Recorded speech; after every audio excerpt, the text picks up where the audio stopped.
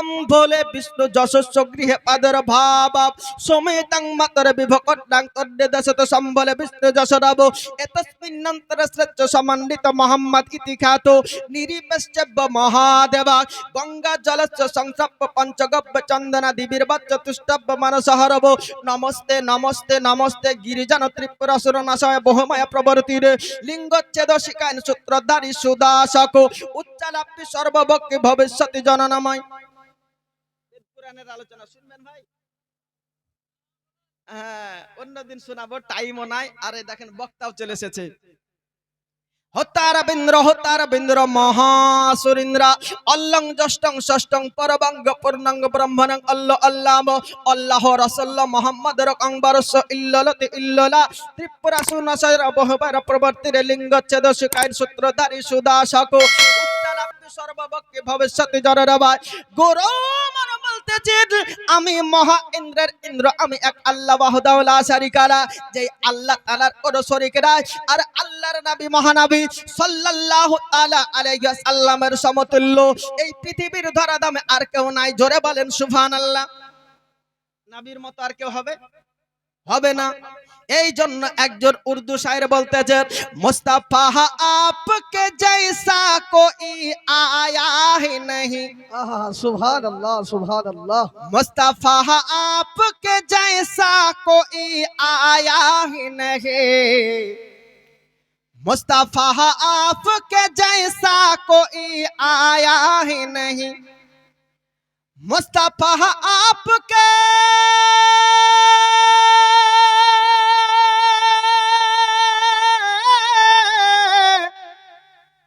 मुस्तफा आपके जैसा कोई आया ही नहीं, और अता भी कैसे जब अल्लाह ने बनाया ही नहीं, अता भी कैसे जब अल्लाह ने बनाया ही नहीं, मुस्तफा आपके जैसा कोई आया ही नहीं।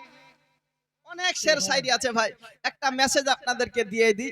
2012 সালে আমি যখন কলেজে বিএ ফার্স্ট ইয়ার স্টুডেন্ট, আমাদের মুর্শিদাবাদ নয় গোটা পশ্চিমবঙ্গের 19টা ডিস্ট্রিক্টের মধ্যে আপনাদের সম্মুখে এই অধম নাম্বারন হয়েছে। গোটা কলকাতার মতো সার্জাবিরে মুর্শিদাবাদ থেকে আমি নাম্বার 1 হিসেবে গিয়েছিলাম। আর আমার মতোই জেলা স্তর থেকে আপনার কুচবিহার, শিলিগুড়ি, বাঁকুড়া, দিনাজপুর, মালদা, 24 পরগনা, বীরভূম, হাওড়া সমস্ত জেলা থেকে নাম্বার 1 জেলা স্তরের ক্যান্ডিডেট গিয়েছিল। সেখানে জেলা ভিত্তিক গোটা রাজ্যের ভিত্তিক আপনার কম্পিটিশনে আমি নাম্বার 1 হয়েছি। আর সেইখান থেকে নাতো মানকাবাত আমাকে এতটা মাশহুর করে দিয়েছে। আলহামদুলিল্লাহ আপনাদের দুয়ারে মহাব্বাতে হাজির হয়েছি। শুধু এখানে নয়, পশ্চিমবঙ্গের কমবেশ 14টা ডিস্ট্রিক্টে আমি যাই, বাস আপনাদের দোয়া ছাড়া কিছুই নয়। মিল্লাতে ইসলামিয়া। শেষ কথা, মায়েদের তরফ থেকে 50 টাকা। ও গো ও আমার মা জননী, রয়েছি তোমার কাছে আমি যে ঋণী,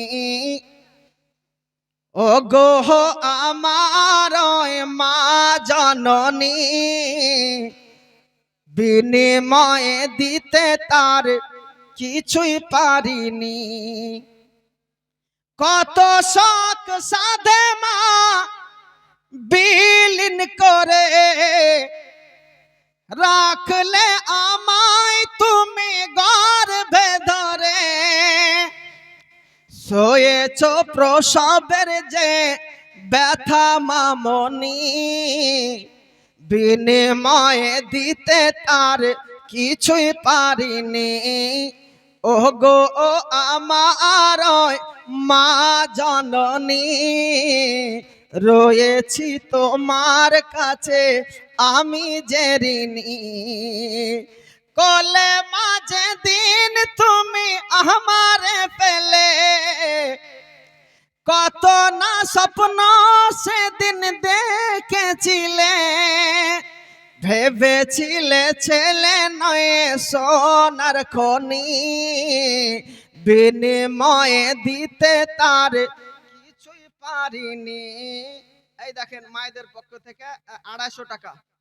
যে সকল মায়েরা এখনো বাকি আছে আর ওই বাদাম আর জিলাপি কিনবো বলে আসলে বাকি টাকা বেঁধে রেখেছেন, নাবি আবার সেটাও দেখতেছেন, একটু দিয়ে দেন। বাজারে শিবনগর বাজারে কালকে গিয়ে কিনে নিন, যেটা রেখেছেন চটচট করে দিয়ে দেন। আমি বক্তব্য এখন ইতি করব। আওয়া কা এ বি সি ডি আলিফ লাম মিম, শ্রেষ্ঠ দুনিয়ার সেই রহমানুর রহিম, শেখালে যা তুমি প্রেম ত্যাগের বাণী, বিনিময়ে দিতে তার কিছুই পারিনি। আজ প্রতি ওয়াক্তেরই নামাজে বসে দোয়া করে যাও মা, মোনাজাতের শেষে। নাম কি? আচ্ছা, পিয়ারুল, সুবহানাল্লাহ। টিয়ারুল, এই দেখেন টিয়ারুল শেখ 500 টাকা নগদ। আর কি বললো হুজুর গম? 1 কুইন্টাল। সুবহানাল্লাহ, নারায়ে তাকবীর, নারায়ে রিসালাত। 500 টাকা এবং 1 কুইন্টাল গমের দাতা টিয়ারুল শেখ জিন্দাবাদ। এই দেখেন ভাই আমার আসছেন। 550 টাকার দাতা ভাই। নাম কি ভাই? সেলিম শেখ। আমার ভাইয়ের নাম সেলিম গো। দেখেন জোড়া হয়ে গেছে। 550 টাকা। আচ্ছা, সেলিম শেখ 550 টাকা দিল। আপনারা দিচ্ছেন না, কি ব্যাপার গো? আমার প্রতি কারো রাগ ইচ্ছা আছে নাকি? আমি আমার জন্য চাইনি তো, আপনাদের মসজিদের জন্য চেয়েছি। এ মাহফিল যেন প্রত্যেক বছর কায়েম থাকে, সেজন্য চেয়েছি। জি, তো কবি বলছেন, আজ প্রতি ওয়াক্তেরই নামাজে বসে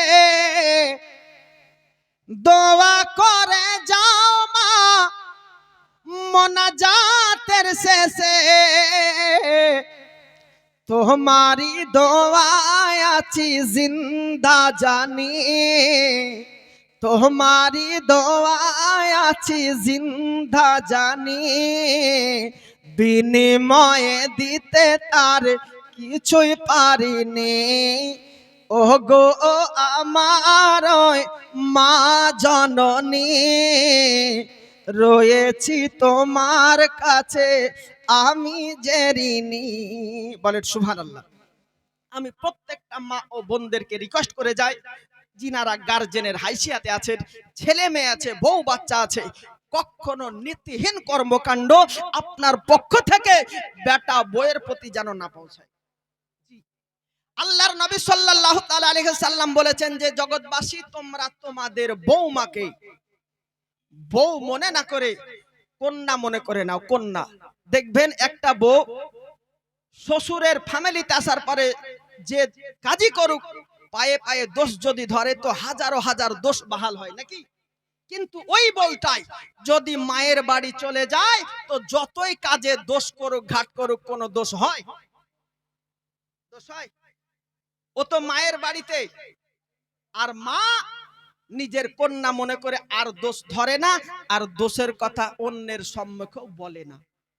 এই জন্য নবী পাক সাল্লাল্লাহু আলাইহি ওয়াসাল্লাম প্রত্যেকটা বউমাকে, প্রত্যেকটা শ্বশুর শাশুড়ির জন্য বলেছেন যে তোমরা নিজের বউকে বউ মনে করিও না, নিজের কন্যা মনে করো কন্যা। প্রত্যেকটা বউ নিজের শ্বশুর শাশুড়িকে শ্বশুর শাশুড়ি মনে না করে নিজের জন্মদাতা পিতা মাতা যদি মনে করে, তো জান্নাতের মধ্যে স্বর্ণে দ্বারা নির্মিত একটা সিংহাসন নবী আমার বরাদ্দ করে দেন। যেরকম সুবহানাল্লাহ।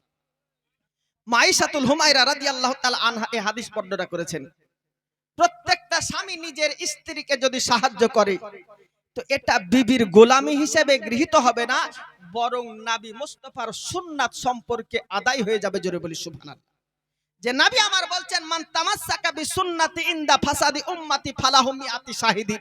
নবীর একটা সুন্নাতকে যদি কেউ জিন্দা করে তো 100 শহীদের নেকি তার নামায় আমালে লিখে দেওয়া হয়। এখন বিবিকে সাহায্য করতে গিয়ে কেউ বলছে বলে করতে ইচ্ছা করে, কিন্তু পাশের বাড়ির এক ফুপু চাচি আছে, ওই যদি দেখে লাই বুঝতে পেরেছে তো গোটা পাড়া পাড়া গাইতে আরম্ভ করবে, ওই ভয়ে করতে পারি না। বিষয়টা এমন নয় ভাই, বিবিকে সাহায্য করা স্বয়ং নবীর সুন্নাত।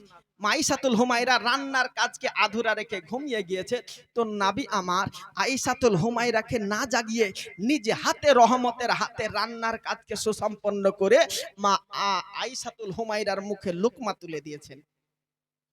এই রকম স্বামী যদি আজকে আমাদের সমাজে হয়তো তালাক আর হবে না। ফোন করে বলে হুজুর একেবারে দিয়েছি গোড়া ঝেড়ে 3 বার, কিছু বাকি রাখিনি। তো বিবি তালাক দেওয়ার জিনিস নয়। সাইয়্যিদুনা আদম আলাইহিস সালাম থেকে আপনার বর্ণনা হয়েছে যে পৃথিবীর বুকে সর্বপ্রথম সম্পর্কের সত্তার দিক থেকে আজকে পিতা মাতার সম্পর্ক নয়, ভাই ও বোনের সম্পর্ক নয়, খালা খালুর সম্পর্ক নয়, আত্মীয়তার সূত্রে অন্য কোনো সম্পর্ক নয়। এই পৃথিবীর ধরা যাবে সম্পর্কের সত্তা যদি সৃষ্টি হয় তো সেটা হচ্ছে একমাত্র স্বামী আর স্ত্রী মা হাওয়া রাদিয়াল্লাহু তাআলা আনহা এবং সাইয়্যিদুনা আদম আলাইহিস সালামের স্বামী আর স্ত্রীর সম্পর্ক পৃথিবীর বুকে প্রথম সম্পর্ক। এজন্য স্বামী স্ত্রী একে অপরের ভালো সম্পর্ক রাখুন, এই আশা আকাঙ্ক্ষা রেখে আমার বক্তব্য ইতি করলাম। আর শেষ কথা আপনাদেরকে বলে দিই যে ছেলে মেয়েদেরকে মূর্খ রাখবেন না, অবশ্যই অবশ্যই তাকে শিক্ষা দিয়ে সুশিক্ষিত করুন। একটা আনাড়ি অশিক্ষিতা মহিলার সঙ্গে বিয়ে দিয়েছে, বুঝতে পেরেছেন?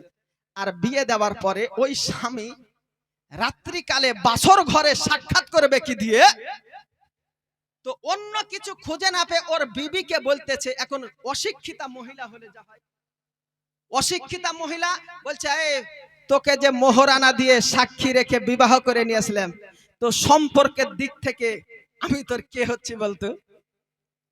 চিন্তা করেন, বাসর ঘরে সাক্ষাৎ করতে হবে সালাম দিয়ে, ও বেটা সেটাও জানে না।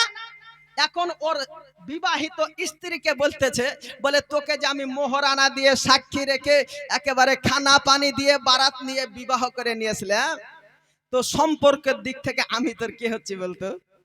তো ওই স্ত্রী বলছে যে পারবো না, বলতে পারবে না ভাবছো? তো বলেই তো দেখ, বলছে তুমি আমার মামু হও। তো এ হচ্ছে শিক্ষার অভাব। যাই হোক, আল্লাহ পাক আপনাদের আমাদের সকলকে যেন শরীয়তের ধাঁচে সুশিক্ষিত হয়ে নবীর আশিক হয়ে গহীন কবরে যাওয়ার তৌফিক এনায়েত করেন। এখান থেকে আমার বক্তব্য ইতি করলাম। বলা ভাষার মধ্যে যদি হয়ে থাকে ভুল ত্রুটি ক্ষমা করবেন।